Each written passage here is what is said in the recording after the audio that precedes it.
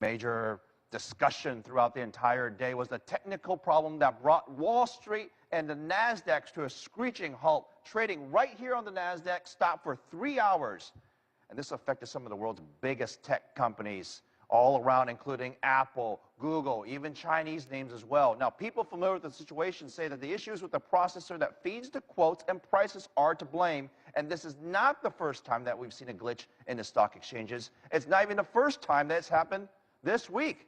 Goldman Sachs is dealing with the fallout from the glitch that led to the incorrect stock option trades. It's a big deal. That issue alone could cost the company over $100 million. The embarrassing mishap will renew the debate over the reliability of computer-driven trading. Wall Street's troubles don't end there, though. Now it's the biggest financial companies that could be facing higher regulatory supervision as well. And this after the top U.S. securities watchdog says it's adopting a tougher stance on security settlements. Tracy Tandon reports. Since the financial crash of 2008, Wall Street has been trying to shake a broad public perception that it's corrupt. The government regulator in charge of doing something about it, the U.S. Securities and Exchange Commission, has been trying to rehabilitate its reputation for being outwitted by Wall Street, or worse, captured by it. So a few weeks ago, the SEC's new chairwoman, Mary Jo White, said she's gotten impatient with the old slap-on-the-wrist approach, and she's announced a significant change in agency policy. White said, quote, "We are going to, in certain cases, be seeking admissions going forward.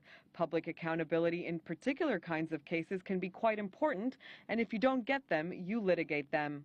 Well, this is a major break with SEC precedent, and I think it reflects that the SEC finally has listened to the criticisms from judges, from commentators, and the public at large, which has long felt that the SEC was both too slow, both too soft, and basically administered only slap-on-the-wrist penalties and seldom went after individuals. The regulator is said to be seeking an admission of wrongdoing from J.P. Morgan over a $6.2 billion trading loss by one of the bank's London traders nicknamed the London Whale. The SEC is also seeking an admission of guilt from billionaire Steve Cohen's hedge fund, SAC Capital.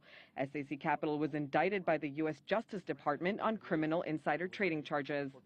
The SEC's new shift in policy comes after years of criticism that the regulator was too soft on big banks during the heart of the financial crisis. Critics of SEC's new policy say that companies will refuse to settle if they have to admit to wrongdoing, but the recent Phil Falcone case is evidence to the contrary. There's a new sheriff in town, as the old American saying goes. Her name is Mary Jo White, and she's determined to prove that she's not firing blanks. Tracy Tandon, CCTV, New York.